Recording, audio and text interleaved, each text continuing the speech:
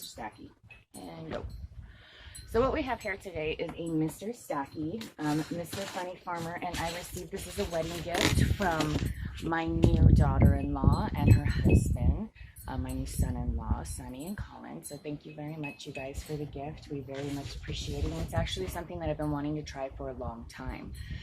Now, Mr. Stacky is a vertical planting solution in order to maximize planting space while minimizing the space in which it takes up. And I've always wanted to try one. However, they are not the most cost-effective solution. Mr. Stacky in general is a little on the expensive side. On the registry, I did only put the small one on there, and it was still sizably priced. They do come in various sizes. They do come in a small and a large size. Hello, kitten, coming to visit.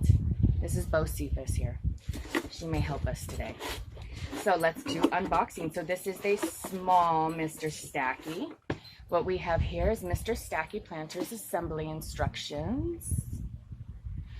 And it tells you right here that it is vertical gardening planters. It gives you a 1, 2, 3, super simple.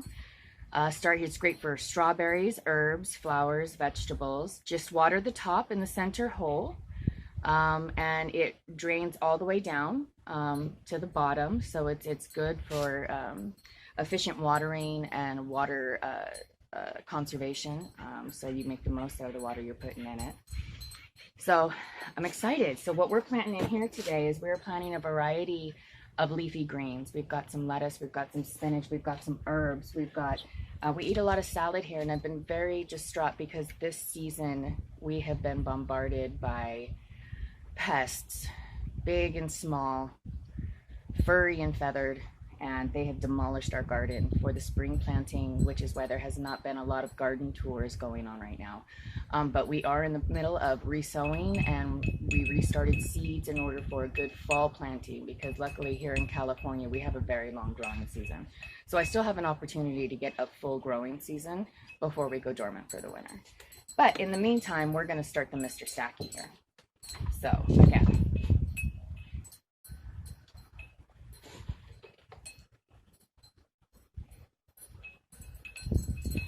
all right, so that's the instructions. As you can see, this is step A.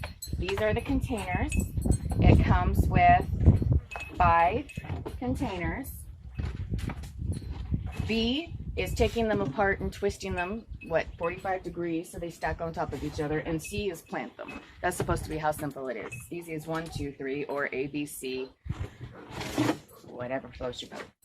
So we're going to toss that to the side for the compost. And what we have here is we have the base disc, and you're supposed to water the top until you see water come to the bottom here, and then you know that you've watered all the way down the tower.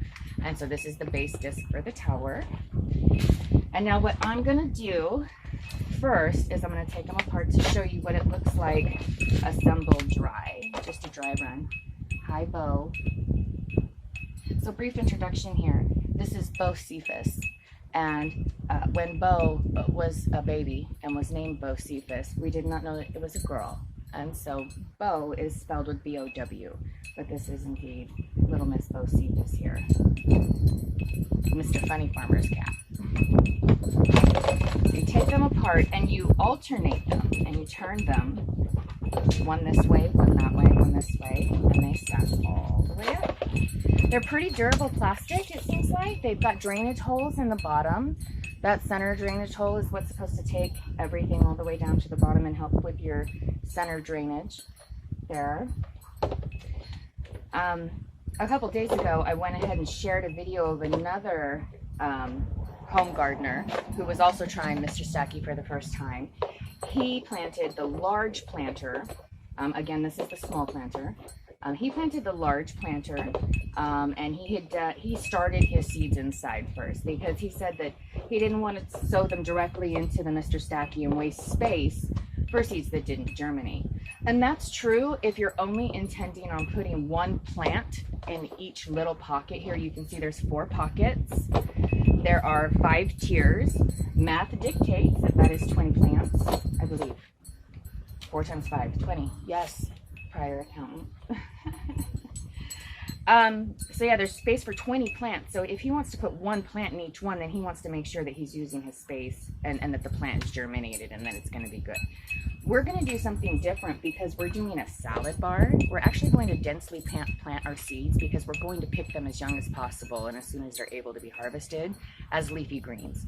So it's okay for us to go ahead and sow directly in here because they're going to germinate right here anyway.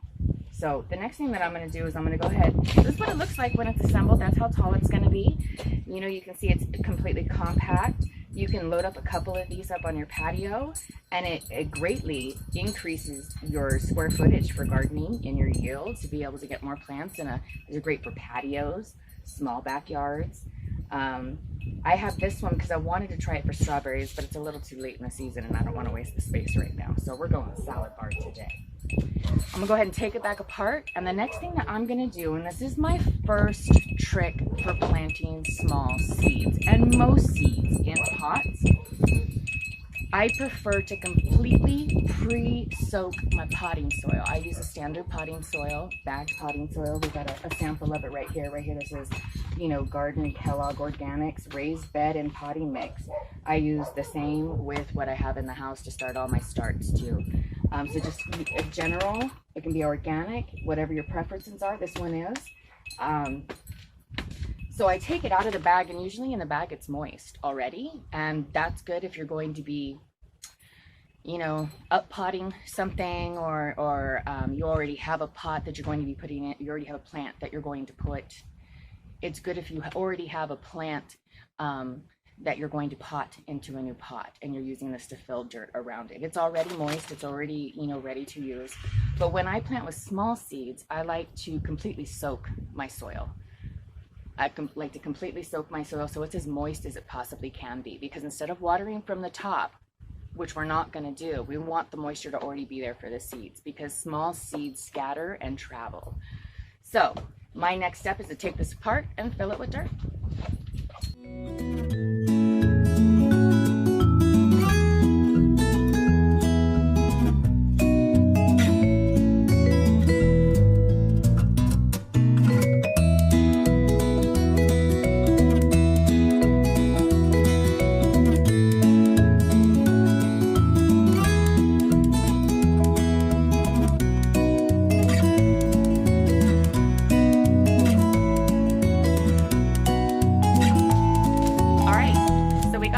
Stacky pots filled with our pre-moistened dirt.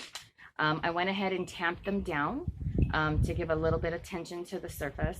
I know that as they stack and as we water them, the dirt's going to settle. So I want to make sure that I've got a good, strong foundation for this tower to be stacked on.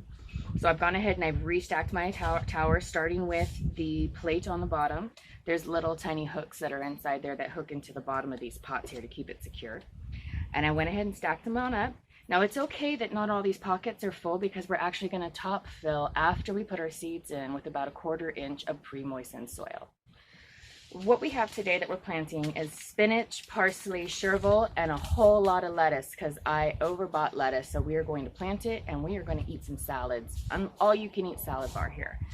And regular lettuce mixed with spinach is an amazing every night salad to have, and it's super healthy, high in iron, great fiber, and it's just a really good, just simple salad.